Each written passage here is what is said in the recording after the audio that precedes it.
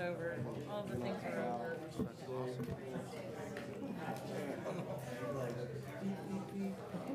Yeah. Fantastic news. Yeah, we're ready when you guys are. Are we good? You're gonna ride the hill, you're this first time. You guys ready? You guys I'm good? gonna spill my water if I don't do that. Do that now before we start.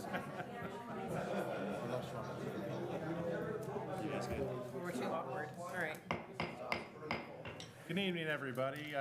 Welcome to the May 15th, 2023 City Council meeting. And if everybody could stand and join us in the Pledge of Allegiance.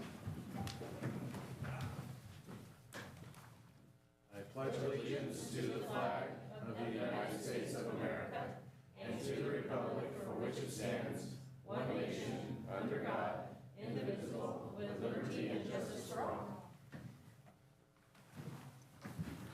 Thank you, everybody. If we can get a roll call, please.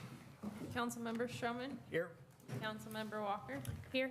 Councilmember Engel? Here. Mayor Pro Tem Hagan? Here. And Mayor Bellinger. Here. All right, first item up would be our consent calendar. These items are considered routine in nature and are acted upon by a single action unless requested by an individual council member or a member of the public for special consideration. Looking at the group here up on the dais, is there anybody that wanted to pull any of these items?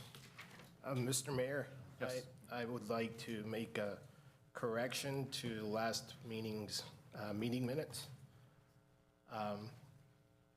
Gus Flores is listed as the police sergeant. He's actually the police chief.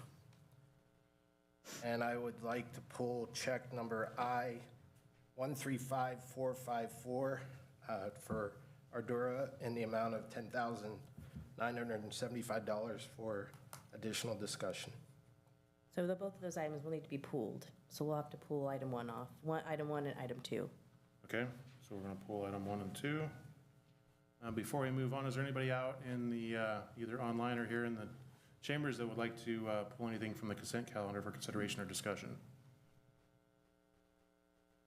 All right, seeing none, then we'll entertain a motion for those remaining items.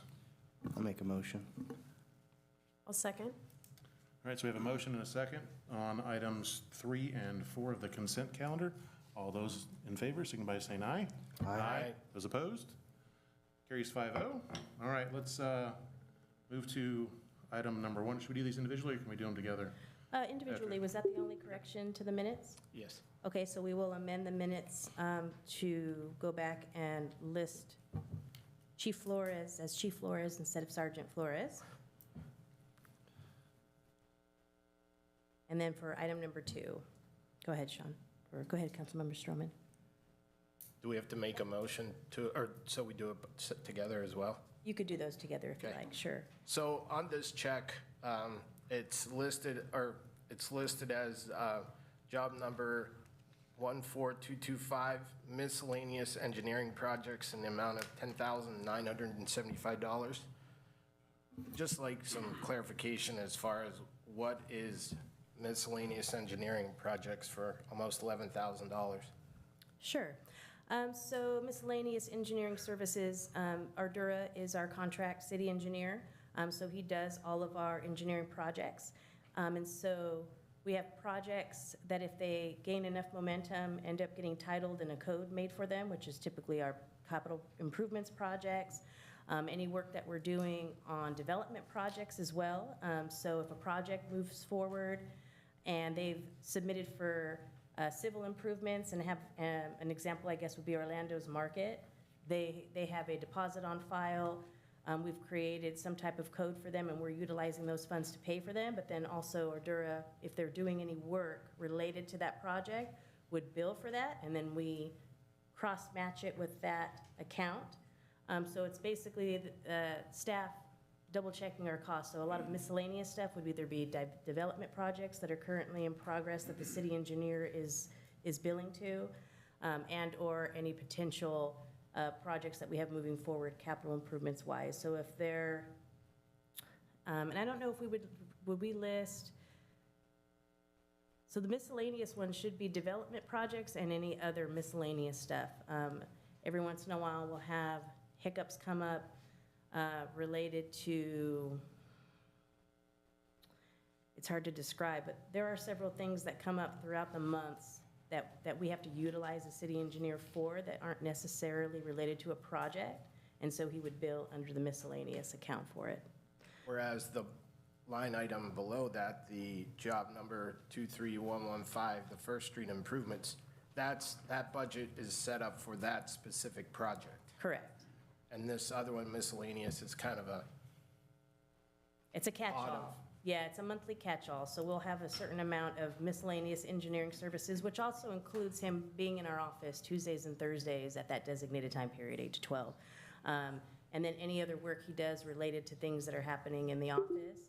And then we have side development projects that are not big, new development. I mean, if it's something we're working on where somebody's doing a remodel and it needs something from the city engineer, something small, that'll also get pushed under miscellaneous.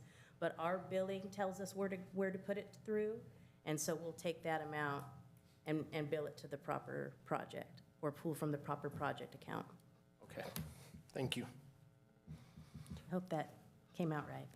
Is that invoice from them itemized, so if Councilman Stroman wanted to view that some more, you would be able to take a look and see exactly how that was divvied up? If it's a project that they're done enough work on if they spend 30 minutes on something, it might not necessarily be specified to a project, but if they spend an hour or more on it, then they'll label what the project is and we'll count for it, so it would be specified, yes. Thank you. Mr. Mayor, I'd like to make a motion to approve the minutes as amended and to approve the register of demands for May 10th, 2023 in the amount of $511,693.06. A motion on the floor. Do we have a second for that? I'll second. We have a motion and a second. All those in favor? Aye. Aye. Opposed? Carries 5-0. Moving on next to item 5, which is staff communication and updates. Were there any questions in the reports that were provided here by the dais here? Anybody up here have any questions for those before we get into other updates from the staff? So before you, you have all the reports for the month of April, which includes the treasurer's report, the police department, animal control, recreation, development services, public works, building department, water department, wastewater treatment plant. And then I have my own line item that was created a few meetings ago to go over my items. So if you have any questions on those, let us know. I had a question for Police Chief Flores, but he's not here, so, Yes, he was unable, he was out ill today, so. okay, I'll hold off on that and ask him separately later on that. Anybody else? Then we'll take your update, I guess. What you got for us? Okay. So Peep, do you have any updates first? Not on the treasurer. Okay, do you have any updates? first? The only update I have was last council meeting. I believe somebody in the audience or maybe a council member wanted me to reach back out to Caltrans and ask them to look into Highway 120 in Campbell and around Autumn Grove for flashing beacon and more signage. They were very interested, so they would look into that. But as of today, they didn't have any updates on any of the projects. But we will be updated before every council meeting, so I'll follow up and let you know how we are with Caltrans on there. Thank you. And also, last thing is this Wednesday is our second farmer's market of the year, so it was a really successful one. We think there'll be more fruits and veggies out there this time, so hope to see everybody out there. That's all from Public Works. Trying to address the camera here. I see it's still zoomed out for the workshop, so we'll have to get that situated. City manager reports. The only items, a few items that I've been asked updates on is Orlando's Market. That has come up at a lot of meetings in the past. It's still in the same position before where they're waiting for their final sign-off from the health department related to the gas station. They've also applied to go to Planning Commission for an amendment to their variance, and so they will be going to Planning Commission next month to request an amendment to the variance that was approved a few years ago on their project. And that is all I have on those Quick items. Question for you. Sure. Are they planning on doing anything with the weeds out over there? They get asked that a lot, and we do report them the weeds. I think that they're just hoping or thinking by the time they cut them down, they'll be able to move forward, and so we can let them know about the weeds. Okay. Yeah. Thank you. No problem.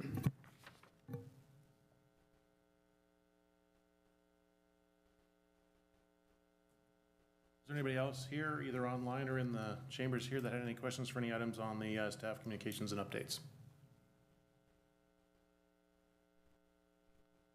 All right, seeing none, we'll go ahead and move to matters presented from the audience. The public may address the city council on any item that is on the agenda at the time the item is called.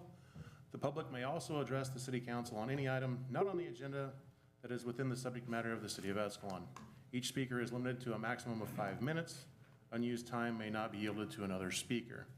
You may state your name and address for the record, however, it is not required. Due to state law, action will not be taken on an item that is not on the agenda, and except for brief responses, the council is prohibited from discussing any item not on the agenda. If it requires action, it will be referred to staff and/or placed on a future agenda. The determination of whether an item is within the subject matter of the city is at the discretionary decision made by the mayor. And with that, we open it up to those folks here in the audience. If you've got anything to discuss with us. Justin, could you flip the... I can. Thank you, sir. Forgot about that, too. Look at that. Quick work, thanks. Good evening, Sherry Hill. So I know you can't answer me, and that's okay. I'm just throwing something out there. I've been spending a lot of time with some seniors. I know I'm in the same age category, so that's not anything new. But in spite of that, Almond Grove comes up quite a bit, and there is a huge issue out there with Almond Grove, and the rents are going up. They're going up every time that they quote-unquote legally can raise the rents. They're doing it to the maximum amount. So I'm asking, as a city council, is there anything you can do to put in city rent control out there and put a stop to that? Because they're pricing our seniors out of there, and I'm seeing younger and younger folks move into the available open mobiles or modulars that are out there. So that's really it. I know you can't answer me. I know you can't say anything, so I'm just asking if you wouldn't consider bringing that maybe as an agenda item or something that you can put forth and put some kind of rent control out there. Thank you.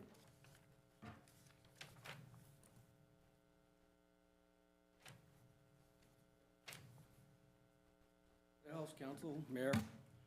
Riverbank, Modesto Bee paper on Sunday. Did anybody read the article about the Riverwalk?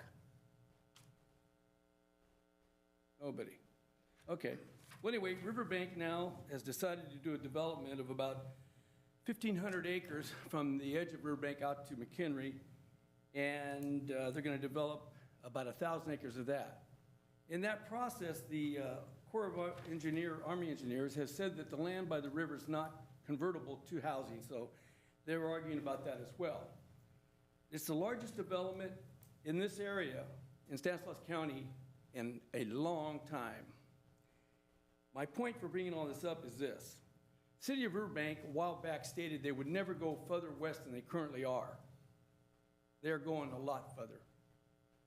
My point being is, what they say in 1 week doesn't guarantee it's going to be the same in the next week or year. Things change. I don't care what you got written down on paper, and I don't care what agency it's from. It happens. Money talks and BS walks. If you look who the people who are involved with Riverwalk, you'll know why that's happening. There's some pretty high-profile people. All right. Next thing, where's our city attorney? He's on the line. On the line, very Yes. good. And the chief's not here this evening, but he couldn't appoint somebody to be here? I don't think he had anybody available tonight. Okay. My understanding is that we only had one officer on now, that there's some kind of a problem with the shortage of officers. Is that accurate? Not that I'm aware of, no. Okay, I was told by a resident that there was only one officer on, and they were told that that's all they have now. They had a trainee with them at the time. No. At the time. No, I don't believe so. Okay. There Weeds. usually is a sergeant on at the same time. So Okay, I maybe- thought so too, but Yeah. that's not what I heard. Anyway, weeds. I've taken multiple pictures of the lots in this town. We are inundated with weeds. And the summer's coming, and let's get on top of that right now so we don't have fires, because there's a lot of weeds, and they're high, and they're everywhere. Parked cars on people's lawns, I posted pictures, there's a bunch of them. I give them to the police chief, hopefully he's taking care of some of those. I don't imagine what you're thinking when you're putting your car on the lawn, but it doesn't belong in Escalon. Road repairs, how are we doing on road repairs? Our roads are terrible. Do we have any funding available for that?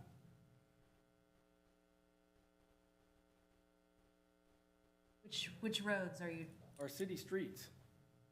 so if you're talking about road projects, I mean, we get funding every year, and then it's pre-planned for 2 to 3 years out, depending on how far we're going. And so, yeah, we have money for roads, but I don't know What which about- roads you're looking at, and we do annual crack sealing, and Yeah, we what about the address. crack ceiling? What happened to that?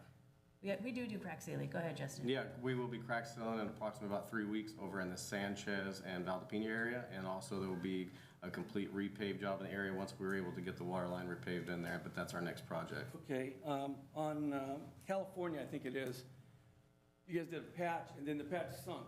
I sent a picture to you. You saw that? Yes. That's because you guys didn't prime the edge of it. I don't know if you noticed that or not, but it wasn't primed. That's what causes that. What about finances for the city? Have we sit around and talked about funding mechanisms for our community? Does anybody got a plan set up or working on one on the council here? Now, in July, we're going to be doing a budget. And in July, the one thing we need is transparency. We need the people of this community to understand exactly what we pay the employees in this town, so they can be the judges of whether or not we pay them too much or not enough. But we need that information. 28 years on the council, we never were able to get that information. There was always told there's a formula for us to go look up and figure out what people get paid. That's crap.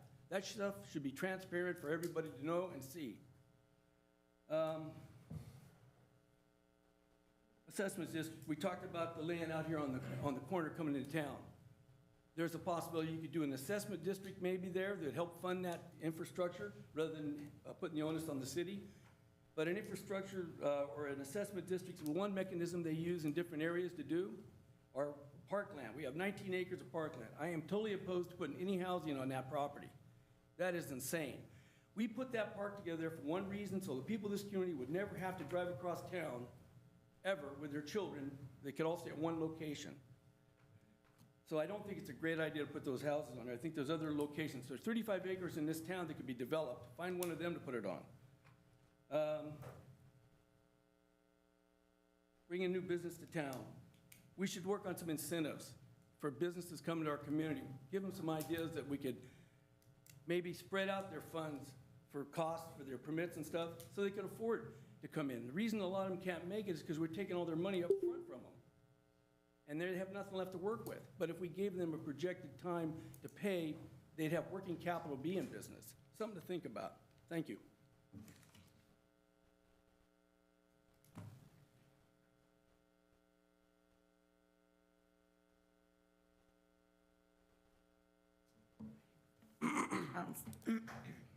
Lost my voice.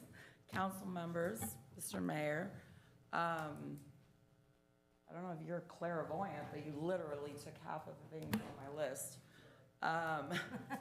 So transparencycalifornia.com, I too am interested in specific salaries, and not because I want to ridicule you all because you are making way more money than me, but I am seeing some major concerns. One of the concerns that I have, Dominique, I heard you comment about the officer. I was the resident, Ed happened to be passing through.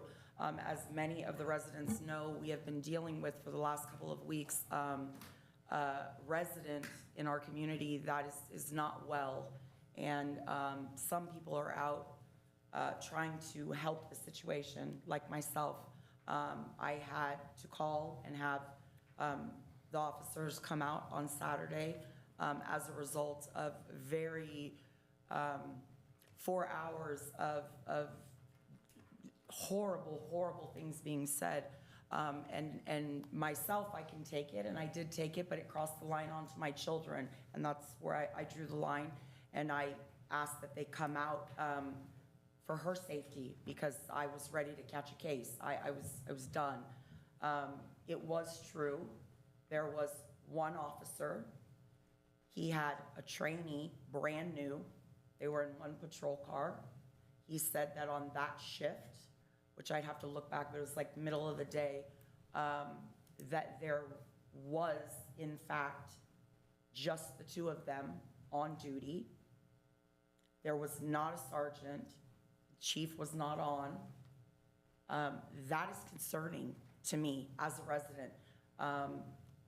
The fact that if there were an emergency call and they're here dealing with what was a crisis almost call, I don't know, do we have like a crisis unit? Do we have resources to get crisis response for mental health issues within the county? Is that something we can look into? Because I know a lot of the people who know who I'm talking about want to blame it on substance abuse, but it goes much deeper than that.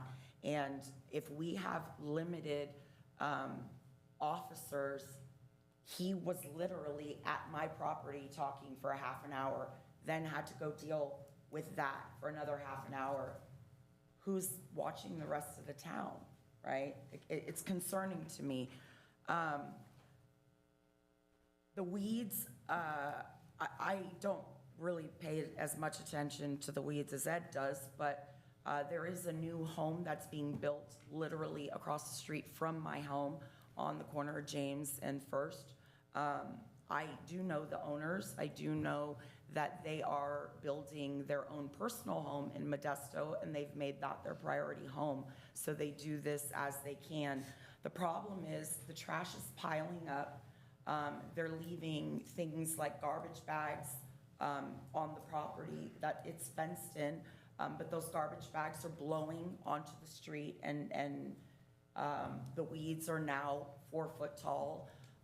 Is there any sort of regulation for something like that, like a new house being built, not just, a lot that sits there, that they need to clean that up, or at least make it look, nicer than I spend so much time and effort to make the front of my house look beautiful, and then I see that, and it's just not appeasing to me.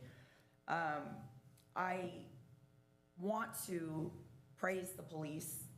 I think last council meeting, I came off a little bit harshly after having a bad day, and I later spoke with Chief Flores and told him that when I brought the issues that I did about the phone calls that I made and the lack of response, it was not to shame EPD. It was to make all of you aware of the issues that are facing our town with our first responders. I love you to death. I heard you got a raise, and congratulations. But my concern, when I have an emergency, I'm not calling you. I'm calling our first responders. And if we don't have enough that can take care of even little things like kids shooting old men with an Orby gun, that's a problem. They need to be our priority. And Sean, Mr. Councilman Stroman, I don't want to call you out, in a negative light, but part of your platform to your constituents was going to bat for the police.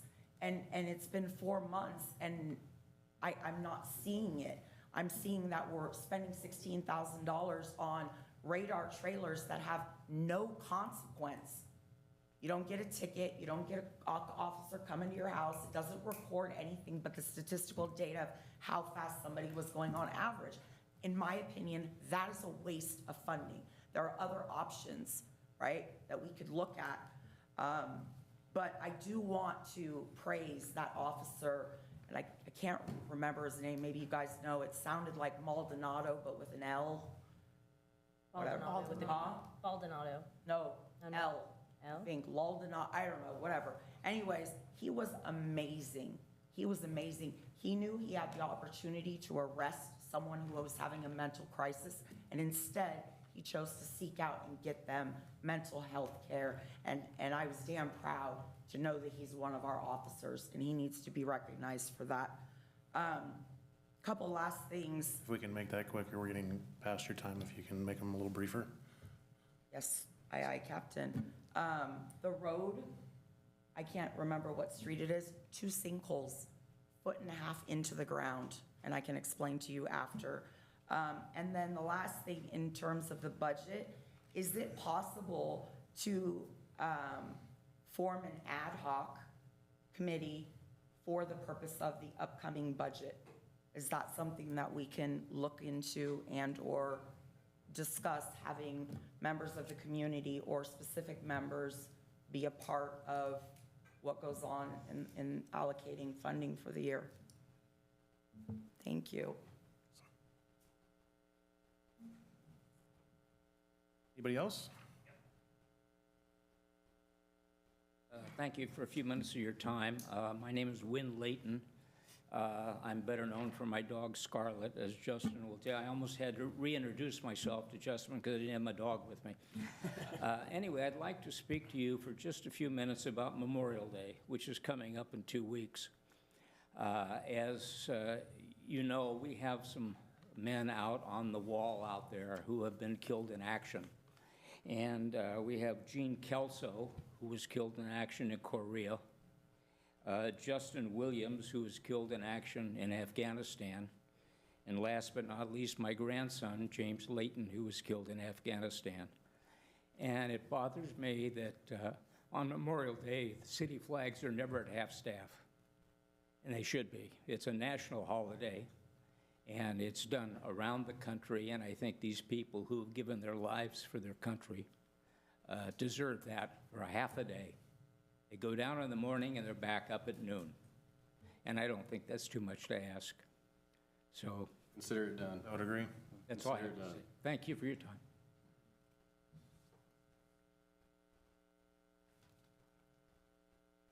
Yes, Gary Fox. I'd like to address some of the comments that Gabriella has mentioned. In addition to maybe other citizens that probably asked the same question or wondering, what's the police staffing? So I stand here 25 years, 19 years with the city, government worker on the PD. What you're facing right now has been, it's in the DNA or the history of Escalon PD. There probably is no more staffing full-time personnel from the chief down than there was in 1980 or 82 or 83. So population's grown a little bit. You have just as many, if not less, than police officers. Just talked to someone who's been here before. There's many, many shifts, graveyard day shift, that they work solo. They're dependent upon a reserve officer with some training. But I just want to bring to your attention that it isn't anything new. So if you really want to try to adjust it and make it right, then ask the questions, look at the budget, and ask yourself, why do we have staffing now the same as it was 15 or 20 years ago with what we have going on in society today? Thank you.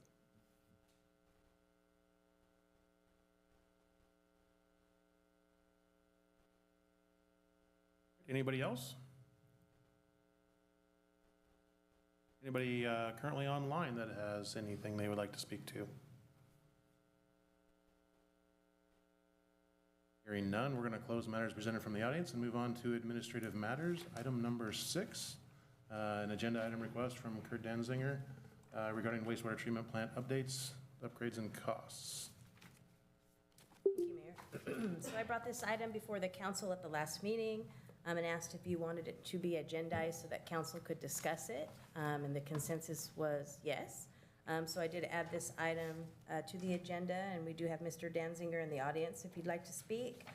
And then you guys can discuss, or we can discuss as needed.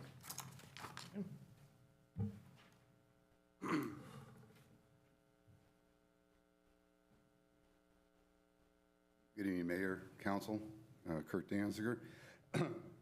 You have my agenda request up there? Sure. As you've been hearing tonight about budgets and so forth, and transparency, I bring up the treatment plant. I held off on this subject during the elections. I ran on this subject. I held off on it when we were looking for planning commissioners. Didn't want to muddy the waters, but here we are now. And so it's not new. It's not something I haven't thought of or brought up before. City taxpayer pays for general fund, enterprise funds for water and sewer treatment. And we jacked up our rates with 218 votes for both of those things. And so every year there's an increase in those fees. But we don't see is what are we getting for our money? Hence the agenda item. We have all kinds of things listed for staff communications, but the two big ticket items, water and wastewater, are never agendized. We don't get any reports. 4 years ago, City Council had commissioned, received, and approved the last of PACE Advanced Water Systems report for the treatment plant in 4 years. This plan was comprehensive. There was input from the community, input from the council, input from industry, and PACE out at the treatment plant, and it was pretty well received. After the well reception kind of fell off the map, didn't hear about it again. Lo and behold, PACE is out of the picture. Now we've got Blackwater, I guess, maybe even Ordura, I don't know, but we're paying them for the wastewater treatment plant upgrades. Let's see, Blackwater, this was February, $37,000 for the wastewater treatment plant upgrade. Ordura, same month, wastewater treatment plant upgrade, another $22,050. I think we need to get a staff report periodically, and I suggested every 3 months, as to where do we stand with the project? How are we moving along? We had a presentation from the Ordura on the water project. It wasn't any farther along than what PACE had suggested over almost 2 years ago. And then now it costs us $1.5 million more because we're not moving along. Don't know what's happening with the wastewater treatment plant. Are we in the same kind of boat? So that's why I've asked you to agendize this item. Let's require staff, whoever they want to designate, and give us these periodic updates to how we're spending our money and what's it costing us as we're going along. It'll give you an education, give everybody else here an education, and we can see if we're spending our money right. The sewer 218 monies that were voted on 4 or 5 years ago are running out. You're going to be coming asking for it again, to pay for these plant upgrades. Well, maybe or maybe not, depending upon what Blackwater's actually doing out there.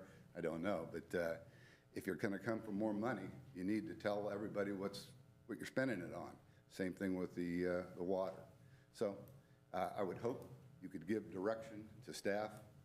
We have quarterly updates. You've got a budget that they're paying these consultants out of. A timeline would be nice.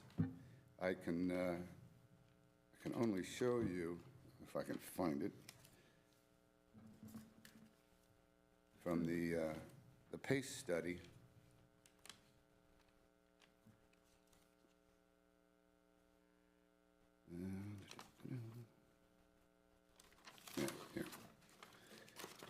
What they gave to the city was a 48-month timeline on that wastewater treatment plant upgrade. That's 4 years ago. This never happened. This is obviously expired.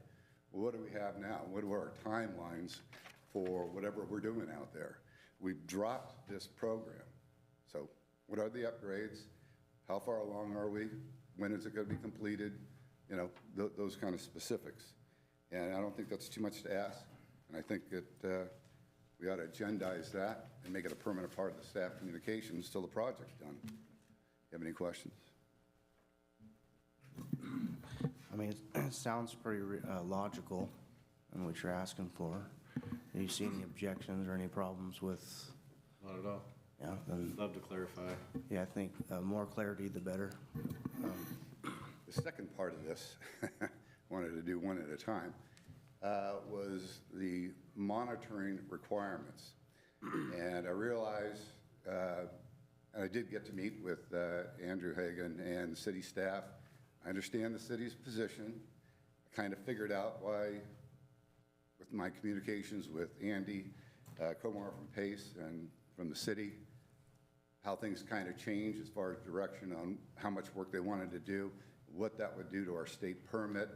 I won't go into all that, but one of the questions I had in here that was illuminated by PACE was the monitoring and the treatment coming out of that plant over here at Kraft Heinz.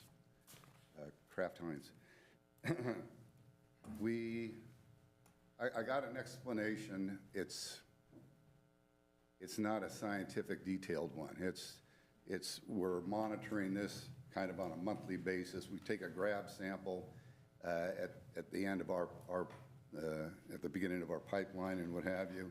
There was some indication from PACE that there should be better treatment over here and that they should be paying for it, and so that when their waste stream gets to our plant, we don't have violations of total suspended solids.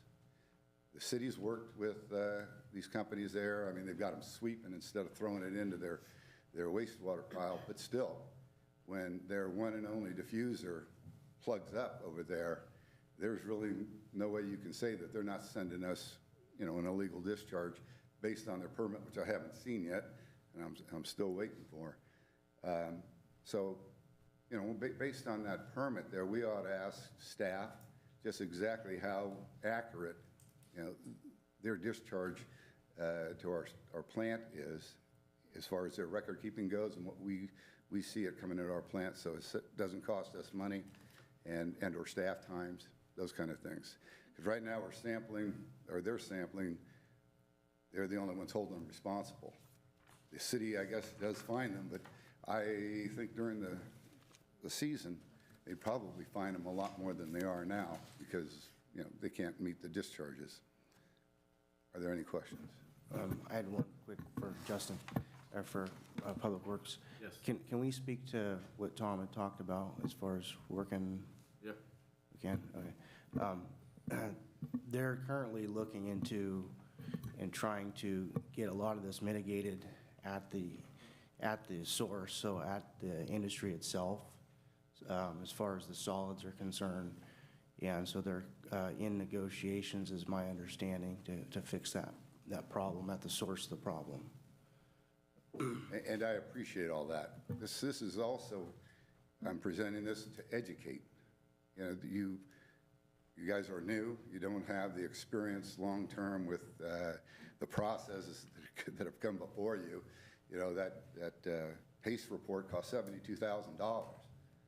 Partially paid for by the industries, the rest of it paid for by the city, and we disposed of it. That's money gone. That's happened before in the city, and redevelopment agencies, enterprise zones, there's a myriad of different reports and things that we've spent money on, never did anything with it.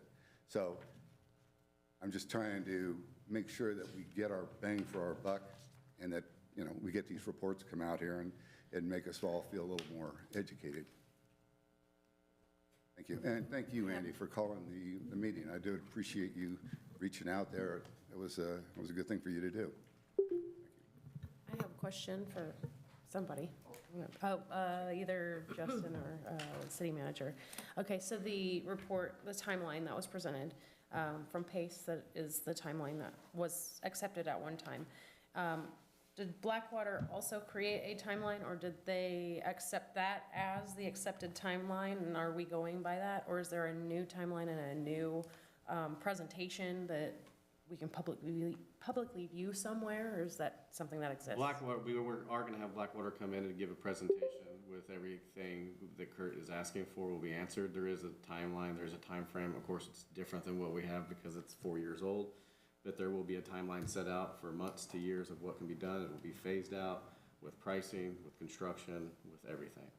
Okay, and so was there a gap, or was there a large gap in time from when PACE was supposed to be starting and then when they didn't, and then Blackwater came in? Was there a large gap in time? There was, yes. There was. Okay. There was no start date, to my knowledge, that they were set. No, They were contracted to yeah. provide a study. There was a financial situation we had here where we didn't have the money to go forward at that time.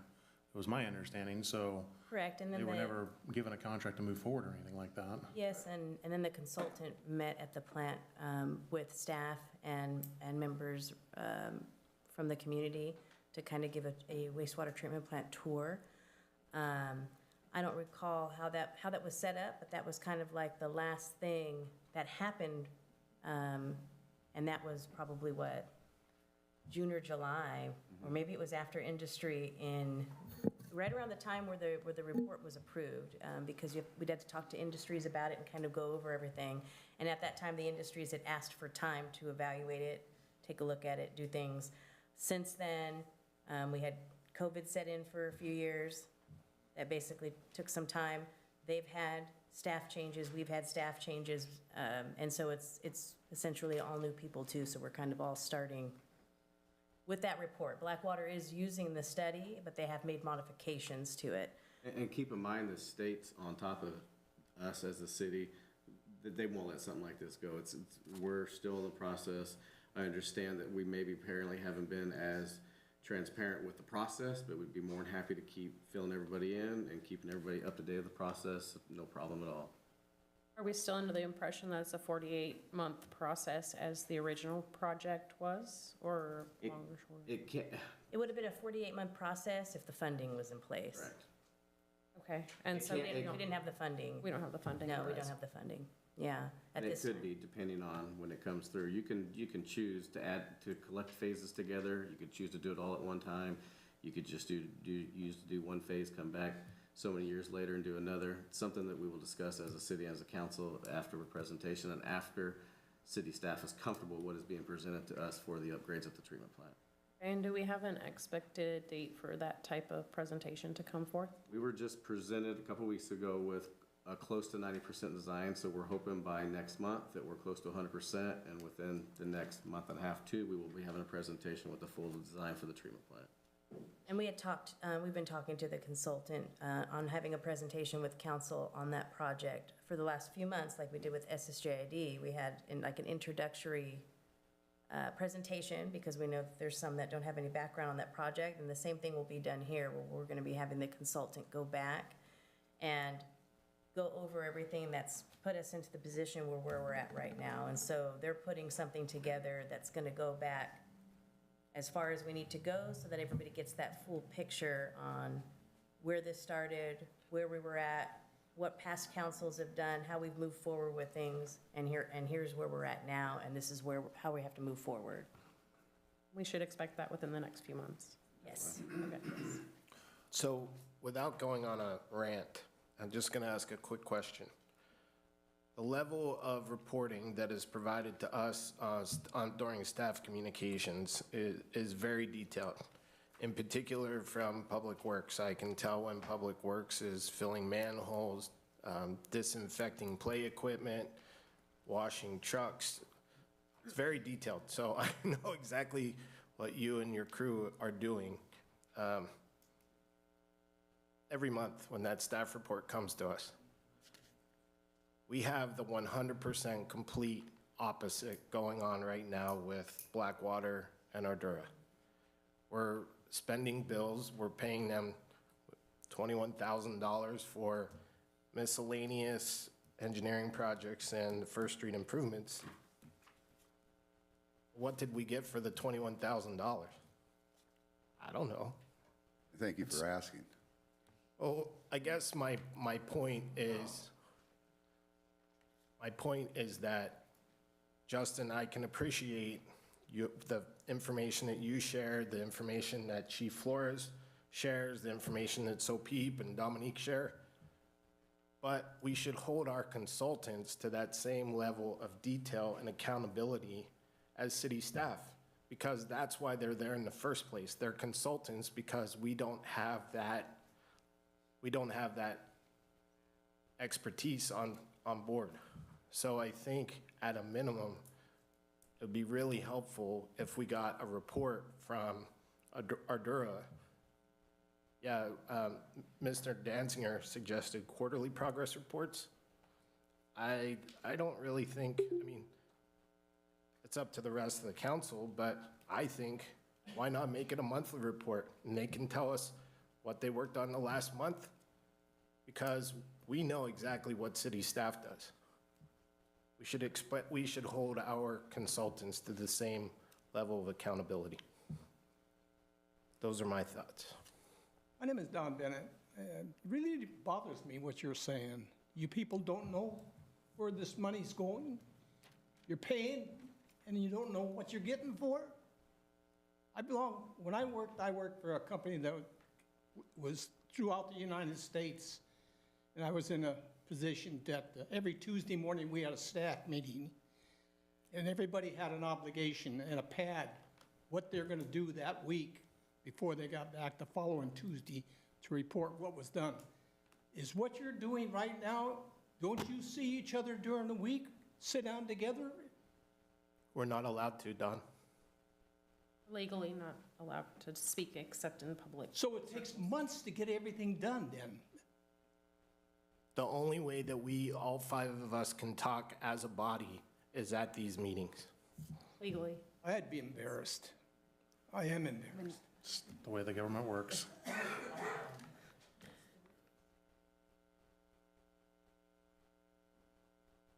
Mr. Danziger brings up some really good ideas in terms of transparency. I just don't know what's affordable for this council and the city, how much it costs to continue these types of updates. But if it's financially feasible, he's 100% right. Because it's frustrating, when I was on the council, updates came, but you know what? They could have been better and more often. The other thing is, it's the funding we received from the COVID money. We got some COVID money. I can't remember exactly how much was it. Do you remember, Dominique, how much money we got for COVID? It was a lot. It was, yes, it was a lot. Majority of it went to the plant upgrade. That's correct. Design. You have any idea how much that was? 70,000, 200,000? 1.8 million in COVID funds? There we go, 1.8 million. So, I'd be nice to know where that 1.8 went. That's a lot of money. So maybe we could know about that too. Thank you. Public Works, I had a question for you. Sir. Not sure if you're the right person for that, but we'll go with it. As far as testing, there was comments made about testing for Premier and our industries.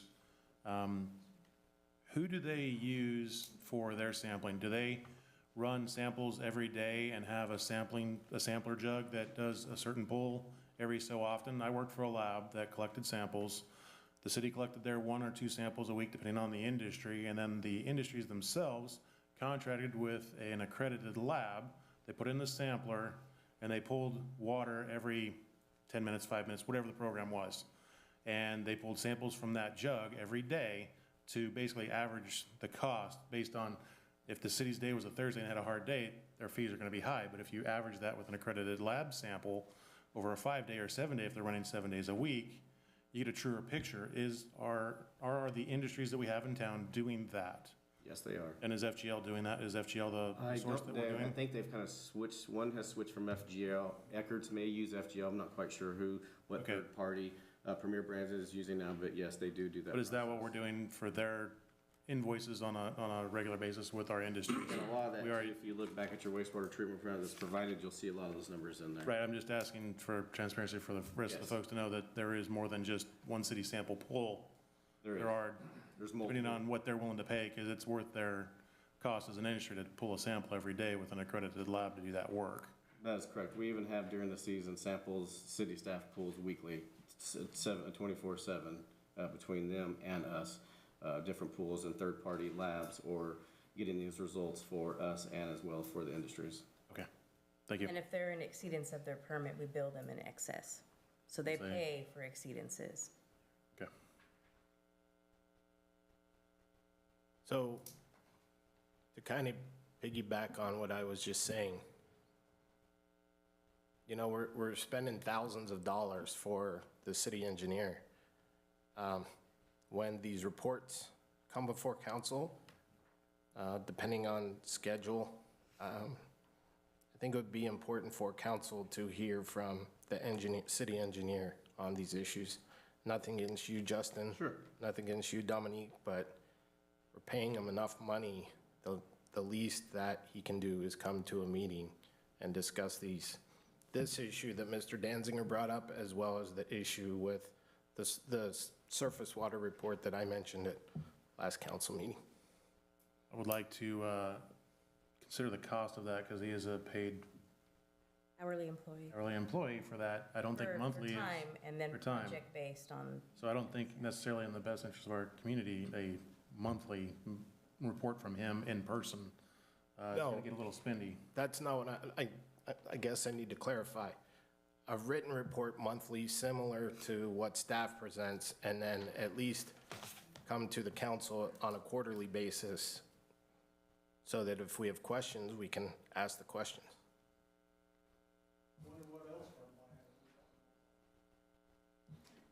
So something like a timesheet breakdown, I think, is what, you know, Yeah, makes just sense. kind of something like Public Works gives us on what those things are done. Sure. Sorry, Mr. Mayor.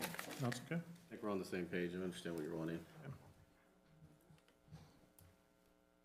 So do we have to make a motion on this, or? Before we make a motion, let me just jump in there. So, Mr. Danziger, I think that what you're proposing is completely feasible. Councilman Stroman, I think what you're asking for as far as monthly can be achieved in the invoice kind of that we spoke about earlier. If they're billing us, that should be an itemized invoice that we should be able to see. It shouldn't create any additional work, any additional billing, or any additional time, because that should be in their monthly invoice. I do think it's a waste of time for him to come here on a quarterly basis as well. It's just wasting time and money. If we have visibility to the invoice. So, I mean, with that being said, I'd like to motion that we do make this a quarterly agendized item that the staff will report on, and they will also report on ongoing compliance and inspection for processed food processors that ensures they're meeting the discharge limits to the wastewater treatment program, as I've recommended, without the additional monthly meeting or visit from our engineer. I would second that. So a motion and a second. Is there any further discussion on that before we go to a vote? The only reason that I was mentioning a monthly report is so I'm a consultant for a living. And the clients that I work with, I have to prepare a monthly report and tell them, this is what I do every month. And they're public agencies just like Escalon, so that's why I made this suggestion. Any other comments? So what's on the table right now? You reread the motion back, City Manager, or Boy. Or me? They usually refer back to minutes. just what she's heard? So either way, I guess, whichever is more comfortable here. So visibility of the invoice, and we were talking about It's for Ardura. for city engineer, yes, so that would be Ardura. And you wanted that quarterly with the quarterly report, Monthly. or invoices monthly and then a quarterly Invoice is report? included in the report, so no additional report from them, just visibility to us for the invoice. Okay, At and then a that point, we quarterly can report question- on yeah. major projects. At that point, we can question anything miscellaneous. So do you want me to restate the motion? Yeah, go ahead and restate that, just to make sure. Okay, I would motion that we make this a permanent part of the agendized staff reports, and we require staff to discuss ongoing compliance and inspection processes at the food processors, and ensure that they are meeting discharge limits according to the wastewater treatment program, as well as providing a monthly invoice from both Ardura and Blackwater. And that was quarterly? Well, every time they invoice us, so if they're invoicing us more than quarterly, is that correct, Dominique? The invoice is monthly, but then you're wanting a quarterly report on the discharge limits and all yes. that stuff. Are we going to Sorry, include there the was a lot surface included water there. treatment plant and all that going on, included in this type of process, where we can be abreast of what's going on more There regularly? is part of the surface It's water. all part of it? It is. So we'll get information on the plant that's supposed to be built from out there in the water. So that'll be included in this whole process? It will. Good, I like the transparency. Good. Yeah, that, I think I muddied that up, but is that good enough for legal and for staff? I believe so, yes, and I seconded that. yes. Okay, so we have a motion and a second on the table here. All those in favor, signify by saying yes or aye. Aye. Those opposed? Carries 5-0. Okay, moving on to item number 7, administrative matters.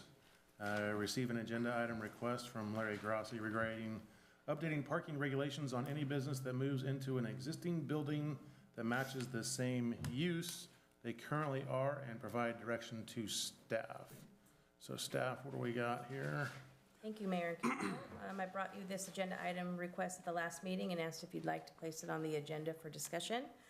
And so we do have both Cassandra and Larry Grassi in the audience to go over this item, and then you guys can discuss and provide direction to staff as needed. Hey, so I'm neither Cassandra or Larry, I'm Katerina. I made a presentation, but I'm not sure if I can put it up there, so I printed it out for you guys. This is nothing as serious as so it's a little bit lighthearted here. Thank you. Thanks. Yes, I do. Thank you. I'll put it over here just for. Thank you very much.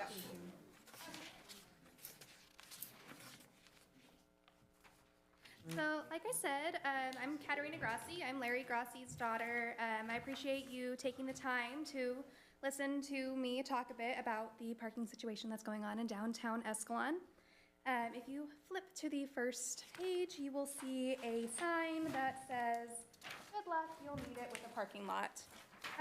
Much like the message of this cheeky University of Florida sign, residents visiting the McHenry side of downtown Escalon need all the luck they can get when it comes to finding parking to patron businesses and establishments in the area.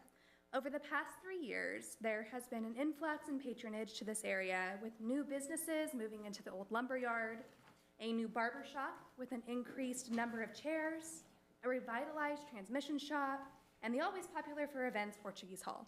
All of this has created an increased revenue stream, has brought people from outside of Escalon in to enjoy the new businesses that are here. It's fantastic. The only problem is there's nowhere for them to park. And this needs to be addressed. If you can turn to the third slide, the general requirements portion of the parking, or is it ordinance, right? That's what it's called, ordinance we're going with? Okay. The parking ordinance says that no building or use that is lawful, non-conforming use as to the requirements of this chapter shall be expanded through an increase in the number of living units or gross floor area, or modified or changed through an increase in seating capacity, number of persons employed, or otherwise, unless the number of additional off-street parking spaces necessitated by such remodeling, expansion, modification, or change under the provisions of this chapter are provided. This suggests that whenever businesses grow, the parking needs to grow as well. I understand that the verbiage of lawful non-conforming use is in this sentence. And yes, this does mean that you are able to use the business with the law, the building, with the way that it was intended when the building was built. However, when you have an increase in persons employed or an increase in seating capacity, this changes, as it clearly states there, which suggests that businesses such as the barber shop, which went from 2 seats up to 7, now need to have an increase in off-street parking to accommodate the newly patrons, the new increase in customers. On the next slide, it also says that the provision and maintenance of off-street parking spaces are required by these standards and shall be a continuing obligation so long as the use continues. This suggests that it is a continuing obligation, meaning that as the business grows, the parking needs to grow as well. As the business shrinks, then sure, your parking can technically shrink, but it's a continuing effort. It's not just a one and done. If you're here in 1957, then you never have to change your parking. That's not how the world works. If you have 5,000 employees versus 1 employee, obviously you're gonna need some more parking spots. You turn to the next page.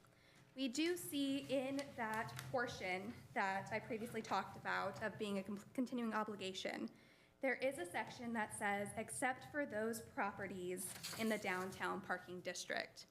Because I know this is a question that will easily be brought up because we are in downtown, I decided to go down to the portion of the parking ordinance that talks about the requirements for the downtown parking district, which is on the next page. The properties that qualify as a downtown parking district are the properties within the area and on both sides of the district boundary streets of Main Street, 3rd Street, and State Route 120. So if you turn to the next page, you will see in yellow where that downtown parking district is. The red triangle is the area on the other side of the tracks where we are currently talking about, which houses the barber shop, the lumberyard sellers, and all of those other businesses, as well as the revitalized transmission shop, the Portuguese Hall, the church, the laundromat, the dance house, the dance place, all of those businesses that have a really big need for parking. That doesn't apply to the downtown parking district, which means that we aren't exempt from those parking issues, and these parking issues need to be updated. So what do we do? If you turn to the next slide, there are 2 potential solutions that are posed. The first is periodic audits to ensure that the appropriate amount of off-street parking is provided as businesses grow and change. As businesses increase in capacity or increase in numbers of employed, there needs to be a periodic check maybe every couple years, I don't know. You guys are the city people, but every couple years to identify, okay, there has been a growth in this business, so we need to have additional parking to accommodate for this.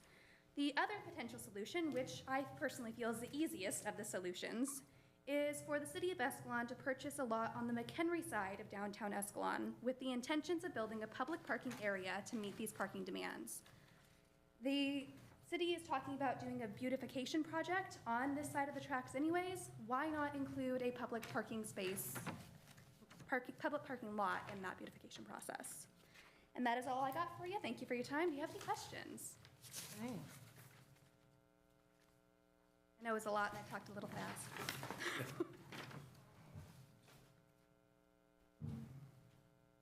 I could say realistically, the solution number 2 is realistically not going to happen. That property just sold, I thought, and is being developed. Is that correct? The corner lot? First There one, is can I- a for sale sign right between the Powerhouse Dance Studio and that lot. Quarter-acre lot. Poppy lot, still for sale. Oh, I call it the Poppy lot, but they mowed them down last week. oh, was a So shame. It's right next to the McDowell's building right Yeah. there, yeah. Yeah. But it is still for sale, that lot's still for sale. This topic was brought up 6 months ago, a year ago. A year ago. Cities not in the parking business typically in the past was the conversation at that point in time. Use of the property that's over off of Main Street, on the other side, was that Bank of the West, unless it's changed hands there between that and Show Off. There's a big parking lot there that people should be using when Right. there's the park and ride area there. The problem with that lot is that it exceeds the 300 feet rule that exists, saying that there has to be a public parking lot within 300 feet of that business. So because all of these businesses are past that, that technically doesn't count.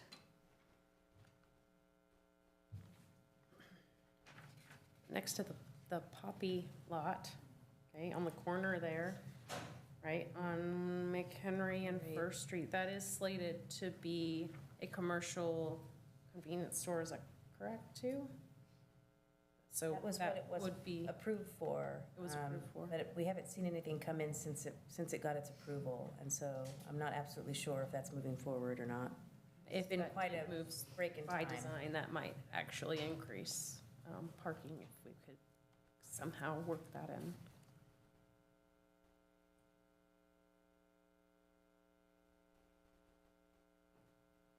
I would agree. I mean, there's definitely a parking issue down there. I think all of us have seen it. I'd tried that barber shop at one point and don't go back because every time I tried, I couldn't park. I think all of us would like to solve that problem, and I appreciate the fact that you're willing to tackle the item and try and come up with some solutions.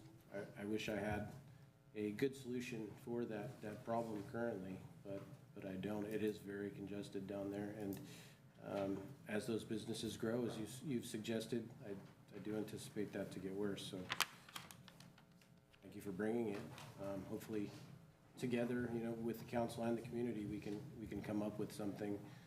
Just off the top of my head, I don't have a solution. Maybe one solution would be is when a business comes to the city to apply for a business license, maybe in that process, I know I have talked to Diana at the city, that in the process, maybe there is, I don't know, a section to where it's checked to see, I know they were approved to go into that building because it was a beauty shop at one time. So it was kind of sent to me or said to me as, you know, if it's the same, it can be, you know, they don't have to do any changes or add any parking or any of that type of stuff.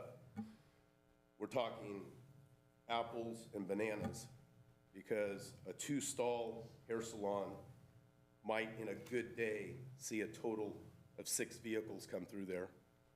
A barber shop that has 7 stalls can look at 14 vehicles every hour.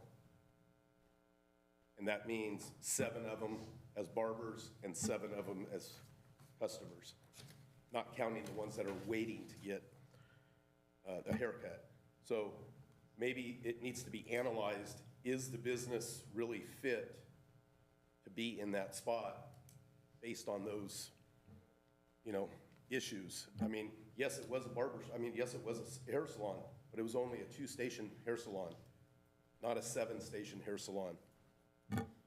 So I think if that's something that could be looked at in the future. I think that's a good suggestion. Dominique, on their business permit application, are they required to put an estimated amount of parking spots, or is there a section in there that refers to what we're talking about that can be looked at? So the section that refers to them is, I printed it in your agenda packet. Let me pull it up here. They're listed under retail and commercial stores and shops, which is the 1 parking space for each 250 square feet of gross area. But that building obviously has been existing. None of those buildings meet their parking requirement, and so that's the struggle is running into the hiccup that we turn away business in general if we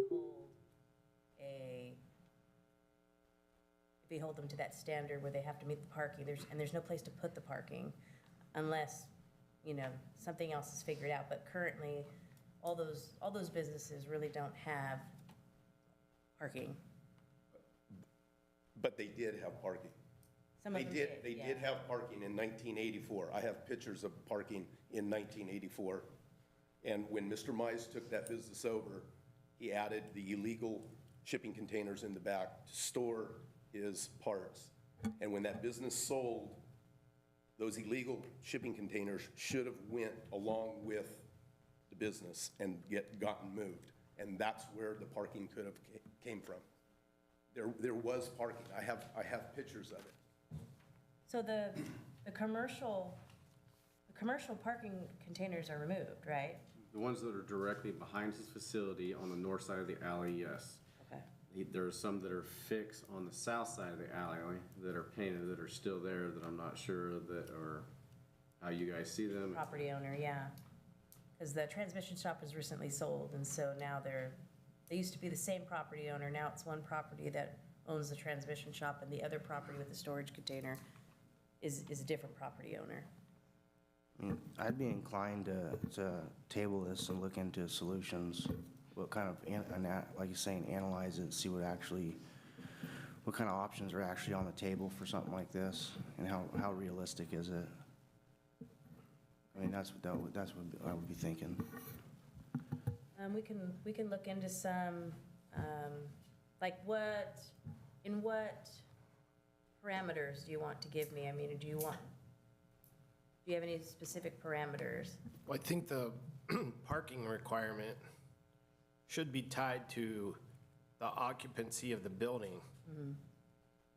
That's the main driver, is because if you say, okay, I'm anticipating 5 occupants and I need 2 parking stalls, okay.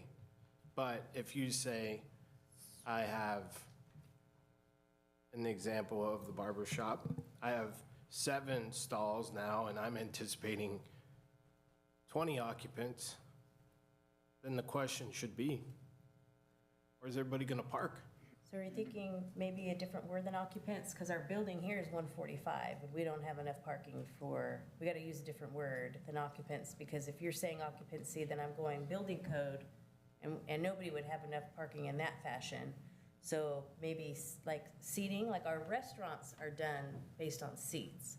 So maybe we change it to where, like fast food restaurants or restaurants, 40 seats is, seating is what is used. So maybe seating, or maybe employees, or maybe a calculation of some sort. I can look into how, the first place I would end up going to is looking into how other cities around us are doing. That's typically what we do, especially in downtown areas. Diana and I did speak to a few different cities regarding their downtowns, and the consensus with them was that all of our downtowns are congested and don't have enough parking. And so that's kind of where they're at. Some of them have created ways to address it, which they're supposed to let us know what they do. And some of them are just like, that's how it's always been, and My concern would be trying to look at this and see what options are on the table Sure. without shutting businesses down that are, if it's thriving in our town, obviously you want to see a business thrive. What kind of options are, is there any novel options on the table that are there? Because how do you manage out and growth? find some How do you handle the growth of a business for parking? They start off, they put in an application with us, they're gonna have, in this scenario, I'll use it, I don't know if it's true or not, so bear with the example here. We're gonna have 2 chairs, we're gonna have 2 barbers in there, that's the business model they give us. They've been there for, let's say, a year, and all of a sudden, it's not working out for them, but we've got room for 5 more chairs, they slap 4 more, It's the same scenario with the dance studio, where they had 1 studio, then they made 2, and now they have a parking problem there. Where do you go from the business started, then when they started it was fine, to they've grown the business? How do you kick someone out because they don't have parking? I don't understand, that's the conundrum I've got of how do you handle this and manage that? there's a lot of businesses in that area that have grown, yeah. I have been in a similar situation with a building, a new development in a different city. And the requirement there, this was in the city of San Carlos, was the building occupancy, what you were stating, if this building can hold, per fire code, 145 people, you take a percentage of that. So you do whatever, 15%, 30%, and I can get you what the actual numbers are. And that is the amount of parking spaces that you are required to have when opening the business. And you are not to exceed those parking spaces, because the surrounding businesses are also allotted certain ones. My question, or a couple comments, the McHenry lot, is that 3 parcels or is that 2?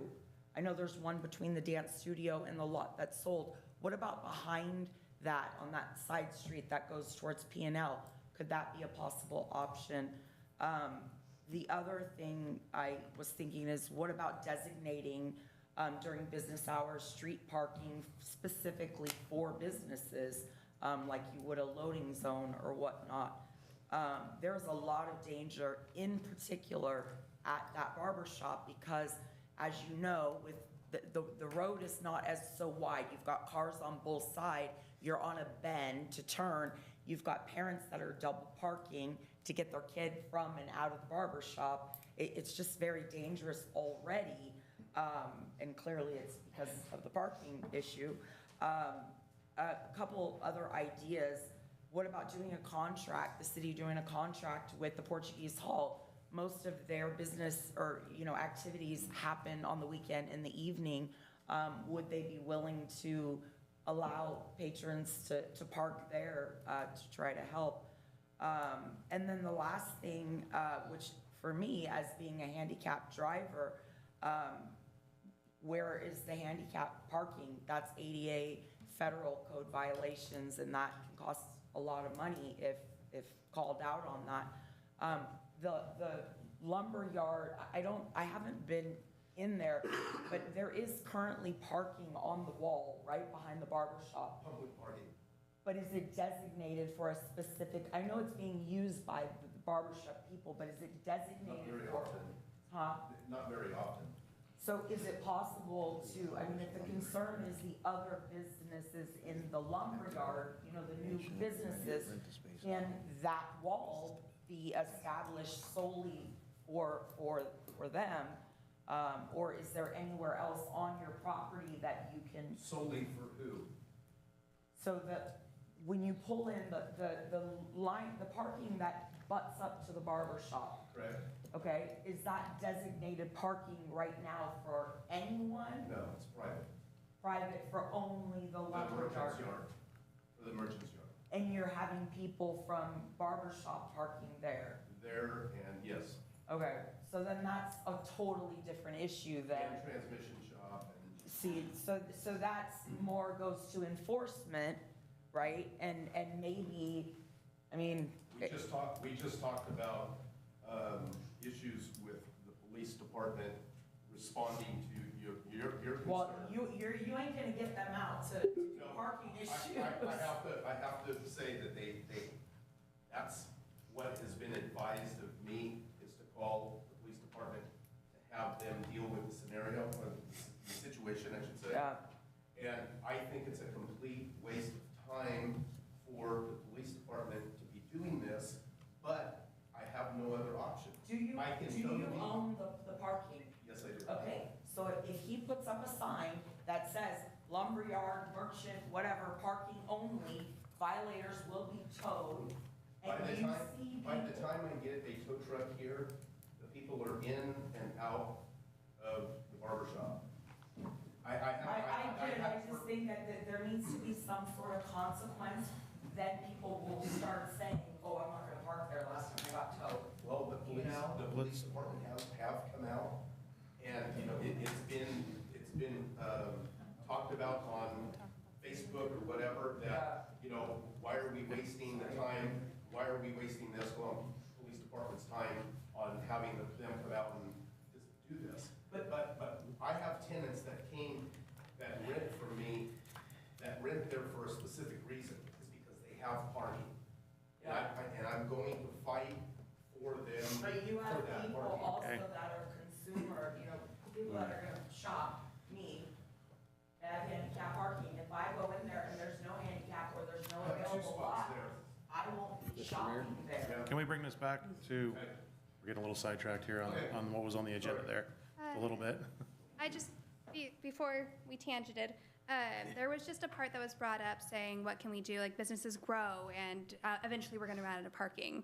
There is a part in the ordinance that does mention that if we have a public parking lot, a city public parking lot, then that situation's mute. It doesn't matter at that point, because there's such a large percentage of parking that's accounted for, that it wouldn't matter if the business grew an extra 2 chairs, because at that point, the city parking would take care of that. That's just what I wanted to say. This is why I would like to table it and look into it, because Sure. I don't know how much that would cost, what kind of, you know, what does that look like? Options. It's a great idea in theory, but realistically, can we financially do it, you know, that kind of stuff? Yeah, I could look is- into is that. what I would be looking at. Gabriella had brought up a point as well about parking agreements. Yeah, And looking that into made me parking remember, we have in the agreements. past conditioned businesses to establish parking agreements with their neighbors for needed parking if there was a hiccup with parking. And that seems like a logical solution in theory. But that's something that they have to do, and so in the past, you know, they have to do it as a condition of approval on the project, and so they essentially bring something over, get permission from that property owner, provide it to the city, and then we allow them to go into the spot. And that certain uses, they typically come before planning commission,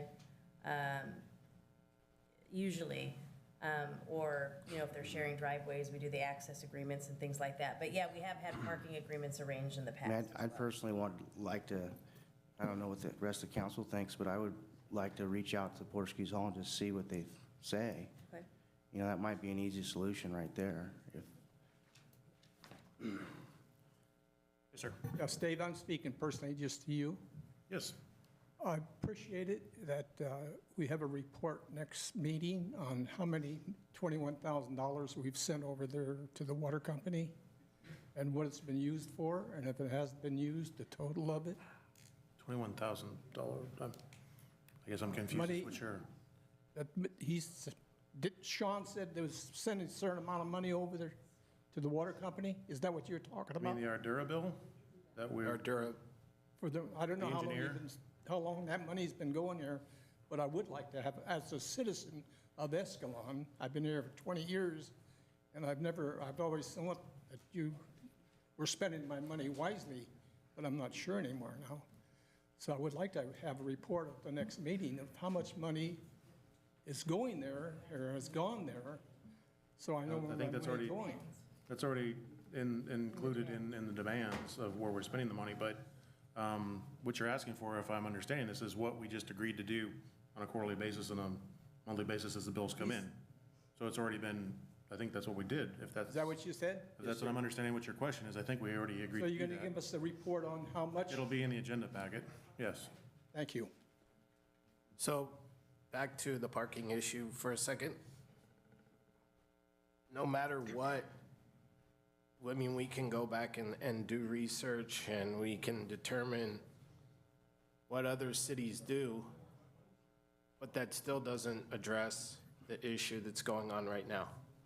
It just provides us options that we might not be aware of at this point, ways that other places are handling the same situation.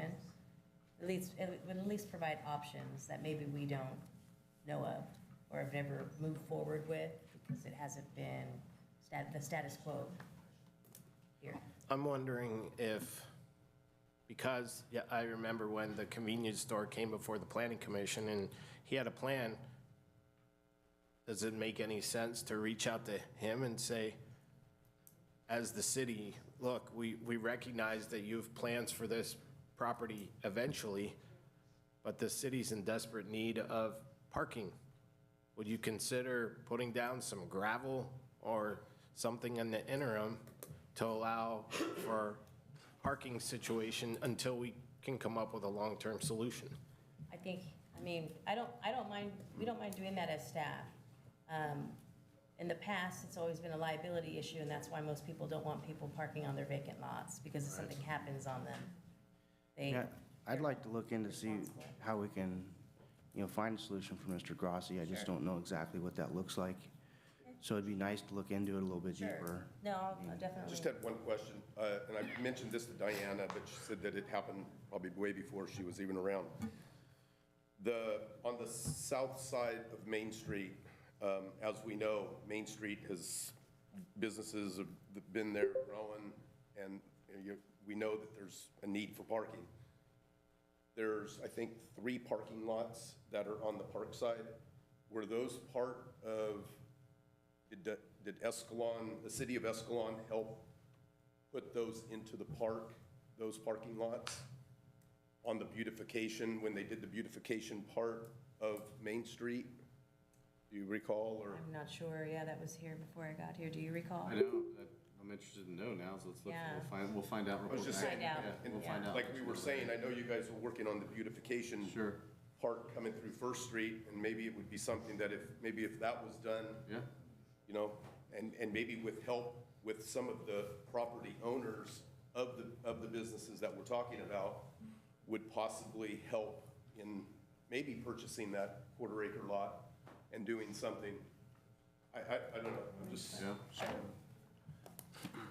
that was it. Do we have any idea what the Coolmans are intending to do with their lot? No. No.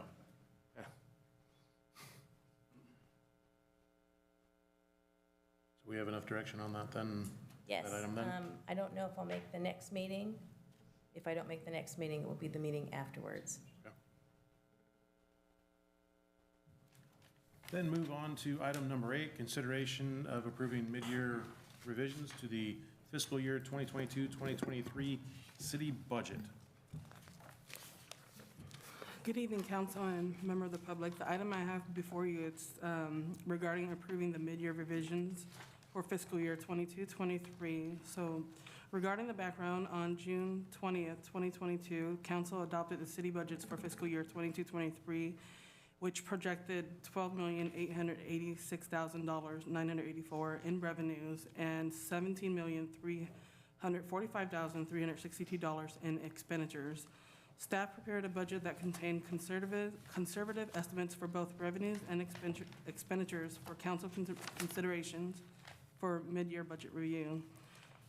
This mid-year budget review involved utilization of actual expenditures and revenue history from the first 10 months for the fiscal year 22-23 budget, and projecting that the history over the remainder of the fiscal year.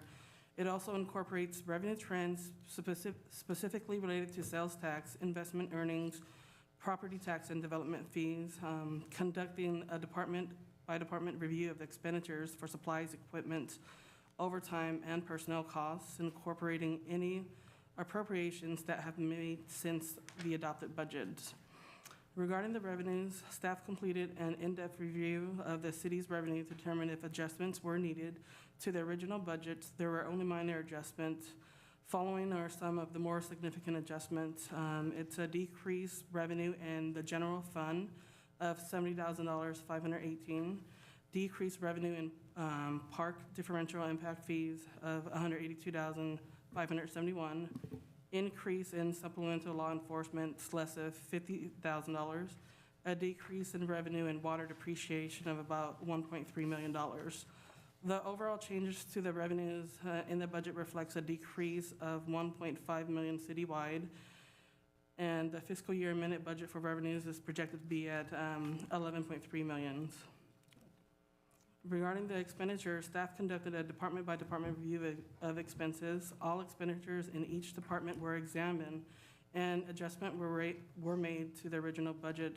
Appropriations that have been made since the adopted budget have been incorporated, and following are the adjustments. Increase in insurance costs of about $1,200, increase to courtyard for $80,000, increase to the legislative department in the amount of $6,000, increase to the management and support department of $105,000, and increase to police department of $208,000, decrease to code enforcement of $30,000, decrease to planning of about $35,000, a decrease to building for $25,000, decrease to engineering for $10,000, an increase to LMD Westwood of $14,000, an increase to LMD The Estates of $1,300, and an increase to Benefit Assessment District of about a little bit over $1,000. And then there's also an increased request for transit operating of about $125,000. The overall change to the budget reflects an increase to the general fund operating expenditures for a total of $300,000, $647, a citywide increase of $141,846,000. So attached to the staff report, you will find a more detailed analysis regarding the changes in each fund or department and the justification that comes along with it. Therefore, staff recommends council approve the mid-year revisions for the 22-23 fiscal year budgets as identified in the attached documents. And then if you look at next 4 pages, it goes over kind of like what I went over in the staff report regarding revenue summary. If you're looking at general fund, we've reached out to a consultant with the recent changes that's made, with vendors and City of Escalon, and they're estimating kind of like a decrease in sales tax for the last quarter of about $70,000. Park differential fee, this revenue, it was already recognized in the prior fiscal year for the period that the expenditures had occurred. And for that SLESA fund, in the past, for about 5 years, kind of like the average that we've received was in the amount of $150,000. So we get about $100,000 every year for the COP grants, but then there's an additional amount that's received from StanCog that's a little bit over $100,000. So I was just kind of like going with the prior trend in the last 5 years, which averaged out to about $150,000. Water operating, the reason why I decreased it by such, water depreciation, it's because we were recently, the project was recently funded for Project Well 1A, and we were, the loan is for about $1.3 million, but with that loan, we don't get the money all at once. It's kind of like based on the claims, so it's every time when the expenses are incurred, you would submit that invoice to the state to get reimbursement for it. So just looking at the project itself, there's the total of expenditures of about $100,000. So that's why I decreased it from that large amount to like what's expected for fiscal year 22-23.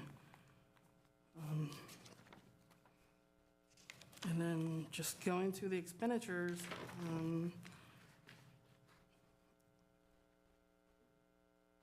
so insurance, we're requesting an additional $1,200. Insurance was projected out a little bit more from the actual that was budgeted. Courtyard, we're requesting an $80,000. It's because of the justifications that are listed right there where it says the annual funded accrual liability wasn't budgeted for, and then Public Works also had motor vehicle repair maintenance that needed to be addressed. In addition to that, there was a public service replacement that was never budgeted for, because usually at every fiscal year, Mid-Valley IT would reach out to us to provide us with equipment replacement. So this can include computers, servers, and things like that, but it looks like it was an item that wasn't addressed during the fiscal year 22-23 budget.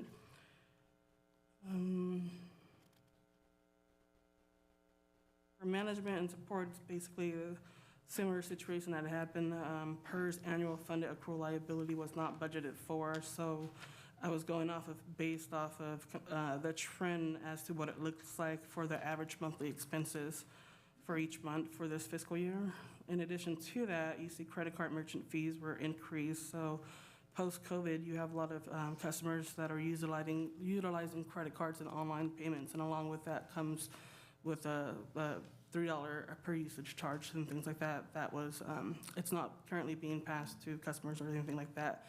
It's my understanding that in the past, that fees associated with it was passed along to customers, but then I think because of COVID, we've made changes to where it's like we're not passing along the charges to them.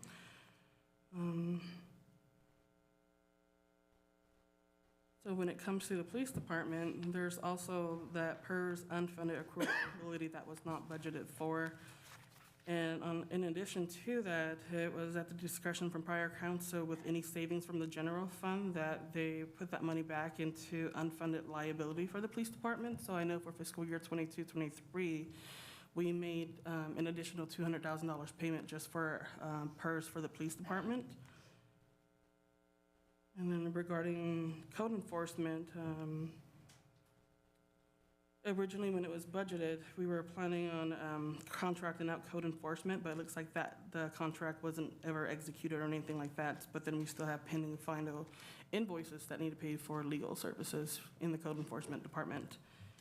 And then when you're looking at the development services department, when it was originally budgeted for, it was for salaries and benefits for development services manager that we have yet to fill that position for. So there are some savings in that area right there as well in the general fund. Regarding LMD Westwood, so it looks like there's an approved contract for $1,300 for monthly maintenance for landscapes, and it looks like if you look at the prior actual expenditures, it amounts to about $31,000. But what was budgeted for this fiscal year, there's a big difference right there, and it's related to the contract that monthly services. It looks like there was a different amount that was incorporated into the budget that was missed. And then in the other LMDs, these are more related to repair maintenance for sprinklers and pipes. That's caused it to go up a little bit over $1,000.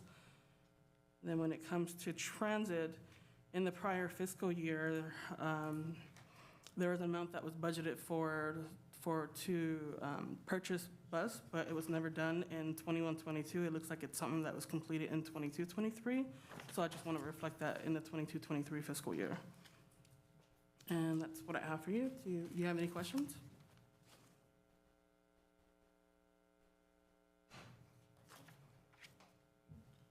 So Pete, can you explain to us what exactly this PERS annual unfunded accrual liability is? Okay, I wouldn't say I'm an expert, so I tried my best doing my research to figure out what it is. So the way it's described, It's the gap between the amount of future benefits or an entry age accrued liability it's an obligation that the city has to pay compared to the present value at the moment. So when there's that difference, it creates that unfunded liability amount. So for example, if the accrued liability is at $10 million, but then the present value of it's at $8 million, so there's that difference of $2 million that's unfunded. So PERS would come up with this rate where it's that 20% that we would have to pay based on salaries, overtime costs, or other salary incentive like FTO pay, bilingual, anything related to salaries. That's applied to it, the ratio. You're talking about retirement? This is for the pension. Yeah. We're talking almost $260,000 of this unfunded accrual liability that was not accounted for anywhere in last year's budget. Yes. It's a big hit. Especially the last 3 budgets that I've seen is something that the city has had, something that they've been working on for years to continue to add to it every year to try and reduce that.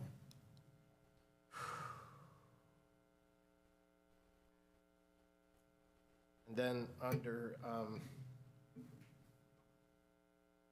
Personnel Services Legislative, says leave cash out from interim finance director. Can you explain what that is?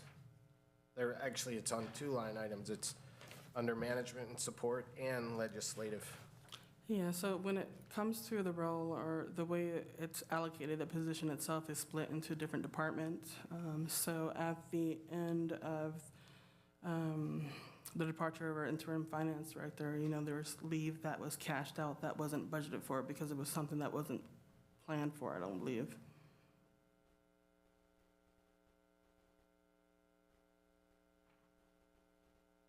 It's almost $100,000 in itself. She didn't have that much. I didn't note the amount on there, but a lot of it's related to kind of like the changes in benefits and things like that too as well. So, so there's health benefits. So at every calendar year, the employee has the option to change their health benefit plan. So it's not something that we would know for a fact until when January comes around, when you see the changes to the plans. And just to clarify for the audience, that whole amount is not just that item, that also includes the PERS annual unfunded accrual liability that wasn't budgeted, not just that portion to that employee leaving. Thank you for that. I should have gone into more further detail, like the difference, it's not just related to the interim finance director leaving, it includes other personnel services such as kind of like the salaries, PERS, life insurance, medical health plans and things like that. So it's just lumped up all together.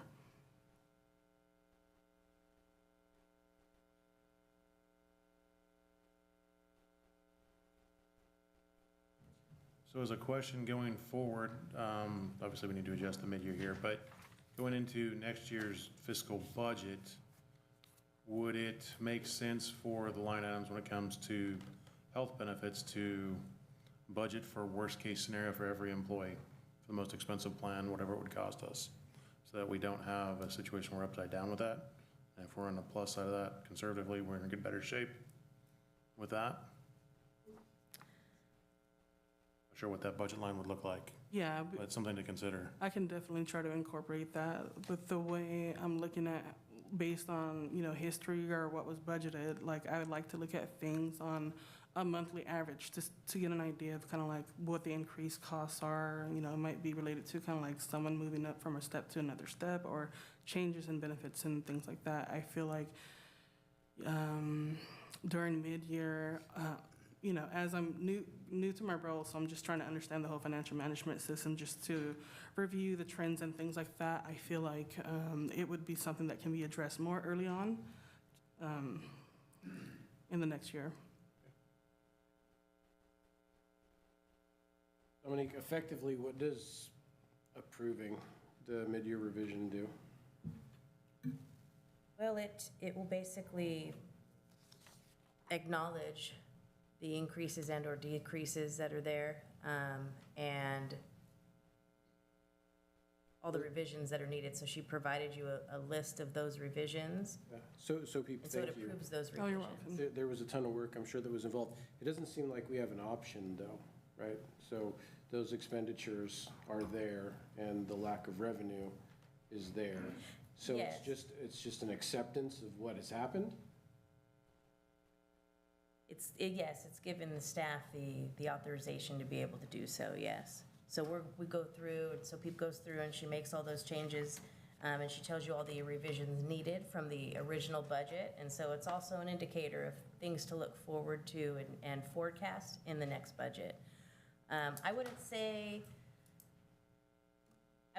this is, I mean, except for the unfunded liability, a lot of this stuff is pretty common. You know, in budgets, we try to budget as conservatively as we can, and we try to foresee what's going on, but the actual budget that gets adopted is never, 100%. But we do try to get it in there as much as we can, and for the most part, when it's pulling monies from places that we know what's coming, like we get certain amounts of money, specific amounts from our COG, and we have revenues and expenditures that are the same all the time, and then we have revenues and expenditures that change. And like she said, it's timing them and monitoring them. And so with our new staffing and stuff, it's starting over that process as well. I mean, unfortunately, fortunately and unfortunately, because we really needed the staffing and the assistance and the time, but we had, somebody who had served in the interim that wasn't as familiar with past staff, and before that, we had somebody who had been doing this role for 18 years. And so there were some changes, where things that were done routinely that appear to have been missed because nobody was aware of them, because there was nobody here that knew that. And so you're saying basically. That's my understanding of specific to the unfunded liability, the way that that's done. It appears, and I don't know if you would agree, would you agree that it was just something that our interim person was not aware of? And so it wasn't caught. And so now we're aware of it, and we're making sure that other staff know that it's there, so that when anybody else leaves, we know it's there. It looks like we budgeted for a loss, and now we're accepting a larger loss. Has that been standard for us for the last several years, or? You're basically paying for retirement, aren't you? For the UAL, correct? Yeah. So it's a projected budget versus the reality. Correct, and some of those are, like, so Pete mentioned, are temporary, where in this budget year, we have to show for it, and then maybe the money comes in the next year, and then we balance it. And so, what was it, the transit item was the 125? Yes. It ended up being something that was budgeted in this year, or budgeted in last year? It was, yeah, budgeted in the last year for equipment replacement, but it was something that wasn't completed until fiscal year 22, 23. So taking that item into account, what would be a number for the actual money that we're short? I know that when, sorry, one second.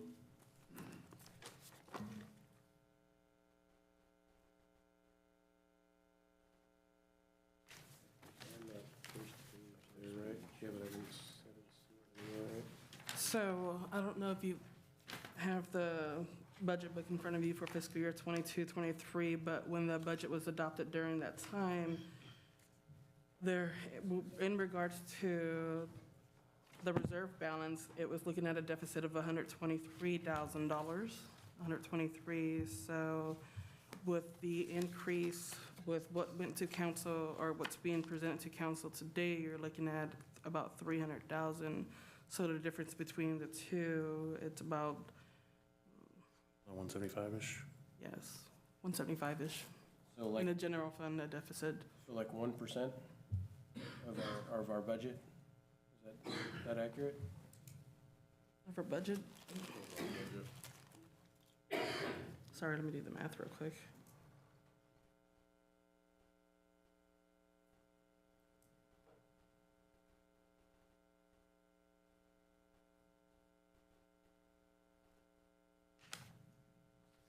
So you're very close, about 1.8. That seems fairly reasonable, right? 1.8% variance on the budget? Yeah. Is it true up mid-year? That number doesn't scare me. Yeah, you're the finance guy, right? And that's something we Everybody's got kind an of, opinion, so I'm not gonna claim I'm the expert on everything, but Yeah. that's not a big variance. I was just gonna say, like, the last few years at our actual budget time, we've adopted budgets that were in a deficit, but knowing that we know what's coming in the future that may fill that, and then we know what happened in the past that may have caused that. And so we've moved forward on budgets that are, at that point in time in a deficit, but then they true themselves up as you're moving forward. Well, it sounds like we need a 2% buffer in this coming budget. Sounds like to me. Do we need a motion on this, or are we just? Yes, yes, please. Before that, do we need to open it up to the public for comment or questions? Yes. Can I ask a question first? Yes. So this is just a very basic question, so Pete, but do we have procedures in place, procurement procedures in place that if a particular department needs some sort of equipment or material, that we verify that the money is in the budget prior to that coming before council? Because the way that I'm reading this is for the LPR cameras and the radar trailer, the previous council approved that. However, it wasn't budgeted for it. Is that correct? Yeah, that amount, there's no budget for it, but when the item was taken to council on December 2022, it was at the request of the police department relaying their needs for the department, so it was something that was approved. That hasn't been reflected as an adjustment yet, so then I was just including it here so that the public and council members can see what the actual cost will be projected at the end of 6/30/2023 of this year.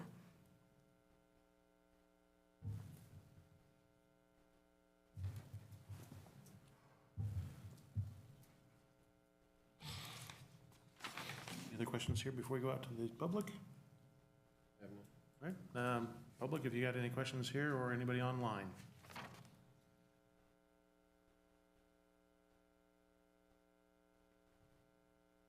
Hi, once again, Kurt Danziger. It's hard to see and hard to hear. Are any of the city's interfund loans shown in this budget, or the interest payments? No, that's something that's calculated at the end of the fiscal year, so there's, we haven't done any activities or journal entries related to the interfund loans yet. Well, I've never seen it. I know you're new. I've never seen it included in a budget. The last time I brought it up and I asked about the interest payments on $1.55 million worth of interfund loans the city's taken out for this building and the community center, it turned out the answer for those interest loans were being paid for by the line item budget that they were taken from. For example, the in lieu fund, where you see $66,000 here, that should be $866,000 because $800,000 was removed. When I asked where do you collect who's paying the interest, is that coming out of the general fund? It was, last time I asked, it was no, it's coming from the in lieu fund. So they're increasing, in my mind, the debt for the in lieu fund for transportation and public works, where all that money was taken from. And so I don't know if this is true. I don't know if the annual budget's going to include that, but when you're looking at the reserves, it may or may not be the city's intent to pay off those interfund loans that were set up for 20 years that were taken out 10 years ago. So I've never had an answer to that question as why it's not there. Is the city going to pay it back? Where's the money coming from? Why is it coming from the funds that they're removing it from? So, just so you know. Anybody else? Is there anybody online that had any questions about the mid-year budget update? All right, that will bring it back to council for potential action. Entertain a motion? Yeah, I'll motion. Motion to approve the mid-year revisions of the fiscal year 2022-2023 city budget. I'll second that. So we have a motion and a second. All those in favor? Aye. Those opposed? Carries 5-0. Next up on the agenda is council communications, I believe. Start off with Councilman Stroman. What you got for us tonight? A couple things. So I was contacted last week and by Representative Harder's office, and I've been working with Dominique. So they are actually holding a USDA Rural Development Workshop. I don't know if the rest of the council received that invite, but that's scheduled for May 30th, 2023, from 11 to 12:30 at the library. It's kind of right in the middle of the day, but if you could attend, it would be great, since they're coming to our city. 11 to 12:30. They've also reached out to some of the other smaller cities in our area to invite them as well. There's 3 facets related to these USDA rural development grants. Those facets are community facilities, water, and broadband. So applying for USDA grants related to those 3 avenues. So 5/30/23, 11 to 12:30 in the library. Was brought up during public comment regarding the situation at Almond Grove. And on February 6th, 2023, I actually brought it up as under council communications that we should seriously consider a rental stabilization ordinance, because quite frankly, I believe writing a letter to Harmony and writing a letter to Housing and Community Development from the state isn't really going to do anything. And so that is a situation where we can, as a council, respond locally to the situation and the rental increases that are ongoing with Almond Grove. So I would ask for support to bring that up, because it kind of fell off by the wayside and we don't know really where it's at. And it's getting tougher and tougher for our residents at Almond Grove. I want to thank the public for attending the CCH workshops at 2 o'clock and 6 o'clock. They were very well attended, a lot of great feedback. So for the public, thank you for taking the time to come to those, as well as CCH taking the time to really talk to our residents. And last but not least, I totally understand the situation with the weeds. I mean, it sounds like we got hit with obviously everybody knows we got hit with a crazy winter, but just as a friendly reminder, if you can fill out an online code enforcement complaint on the city's website, and they're on it. And so just to the general public, if you have a concern about weeds, I'd request that you just take the time and fill out the form and let staff do their thing, and because results actually happen. We've seen it now at the Irwin, California property. Those weeds were 8 feet, 10 feet tall, and now it's down to nothing. So, and that's all I have. Thank you. Councilman Walker. Sure. Yeah, second, Sean, thank you for coming out to the workshop today. To our community members, as much input as we can get is appreciated. It sounds like we can work together to get things done, so appreciate that. And then also with the code enforcement form with the weeds, I, as a community member, usually wait till Love Escalon because a lot of that does get cleaned up by our community members, and then those that are left behind, just go to the website. Code enforcement Escalon is what I Google. It comes right up, and it's drop-down menus, and then they get on it. It's then documented in paper, and city workers are usually on it pretty quickly. And that's weeds, and I'm sure leftover trash from construction and those types of things. So that would be my recommendation to the community. The parking is always an issue in lots of downtowns, but I think it's a solvable problem.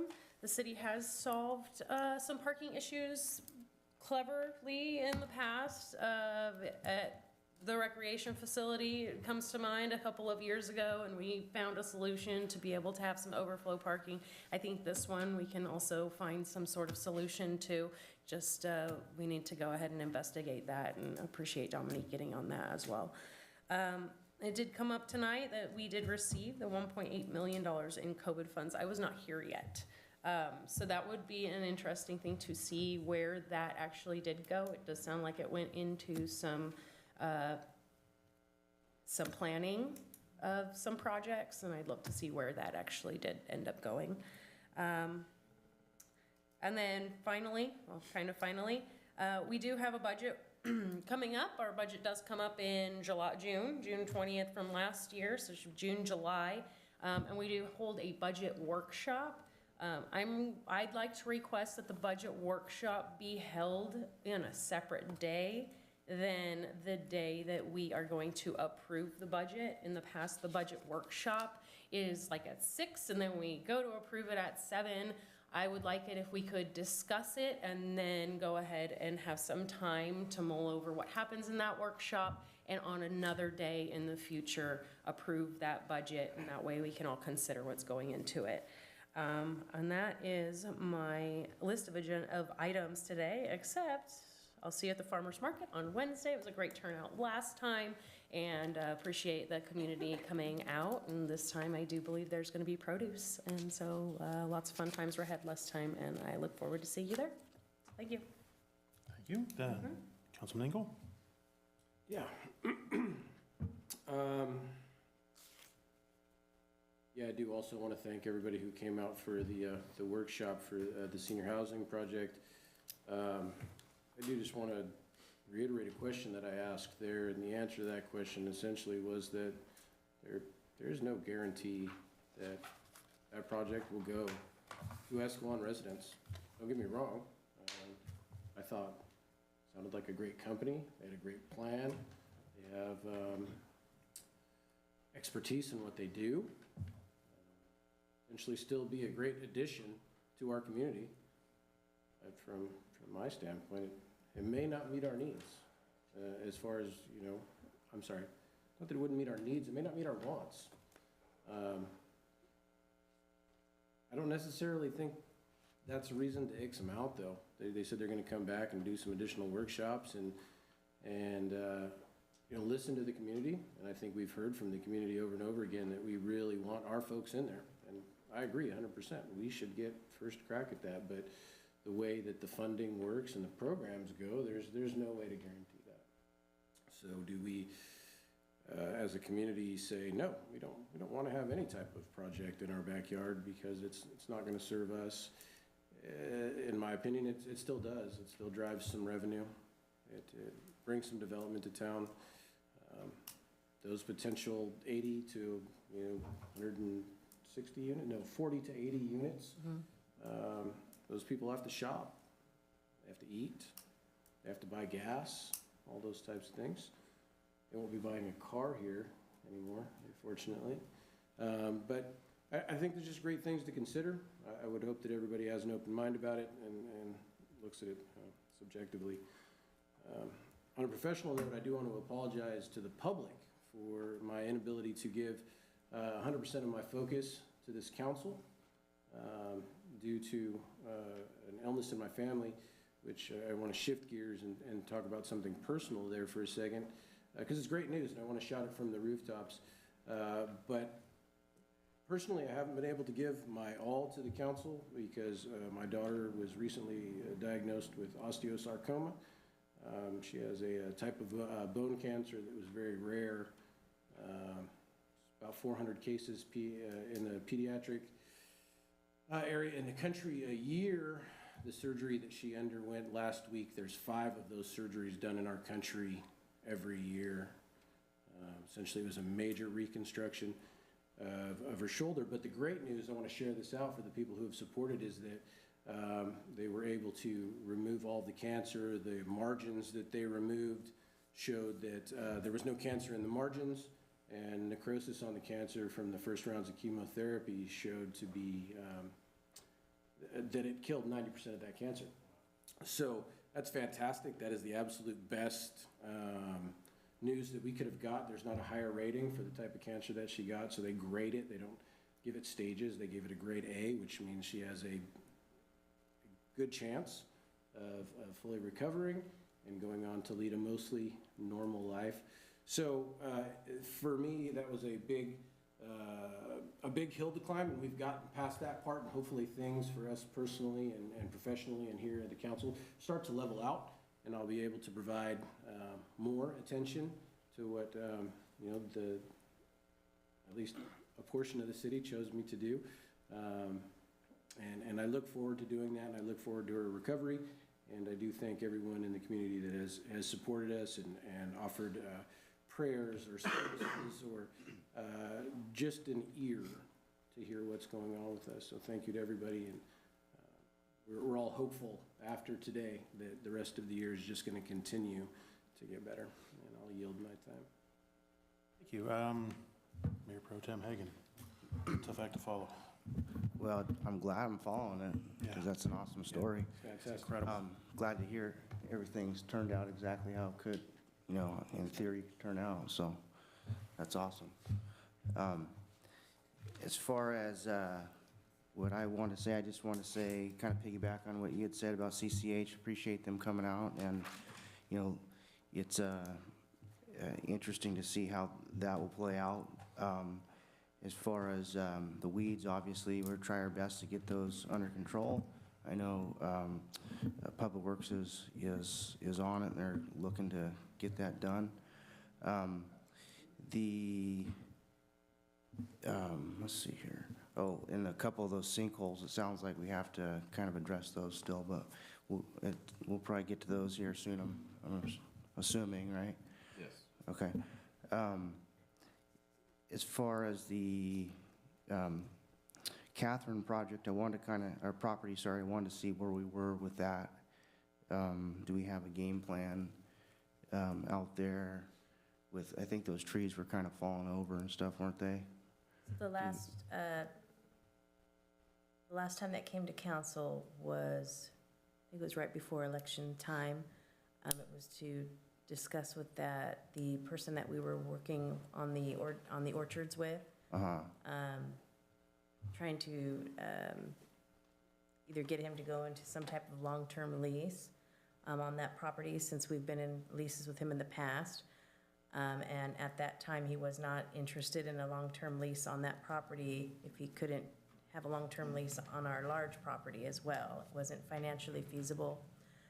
So actually, our staff's been working together, because if we're not going into a lease option with him, we should probably be putting out a notice of proposal or an RFP of some sort, and put it out in our community or in the area for other potential farmers and or people who want to utilize that property. And so my staff and I have been putting together an RFP to put out specifically on that property to address that. Okay. And so that should be out probably in the next 2 weeks or so. Okay, thank you. Also, hopefully we can find a solution for you, Mr. Grassi. I think there's something there. We just got to figure it out. Outside of that, I do want to make sure that those flags come down on Memorial Day. I think that's something that's obviously important. I'll yield my time as well now. Okay, thank you. Just to piggyback off that, Justin, I'm sure if you needed assistance with that, depending on day of the week, holiday and whatnot, I'm sure the American Legion team more than willing to assist you in that task should you ask them. Great, and thank need you. that. Councilman Engel. Best news on the council today is about your daughter. Beats everything else up here, that she's doing great. Best outcome ever. Can't go any better on that.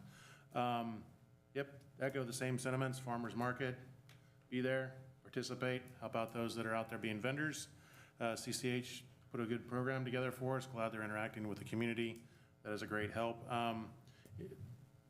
Dominique, if you could pass along to Chief just a question. I haven't seen it in, not sure when the last time I saw it, but question about one of the assets, the electric motorcycle for patrol. What's the status of that? Do we still have it? Is it functioning? And do we have officers qualified to use that asset? So I'd like to hear the chief come back with some answers on that next meeting or the one after that, so he can. I remember that being discussed recently, but I'd like to know what we're doing with that asset. I'll let him follow up on Because I haven't seen anybody on that bike anywhere in town for, I don't remember when. It has been a while, yeah. Yeah, so if we can do that. Outside of that, that's all I've got for tonight. We're going to adjourn and go into a closed session, so I want to thank everybody for coming out, everybody on YouTube land and everybody on board, so we will see you next time. Thank you.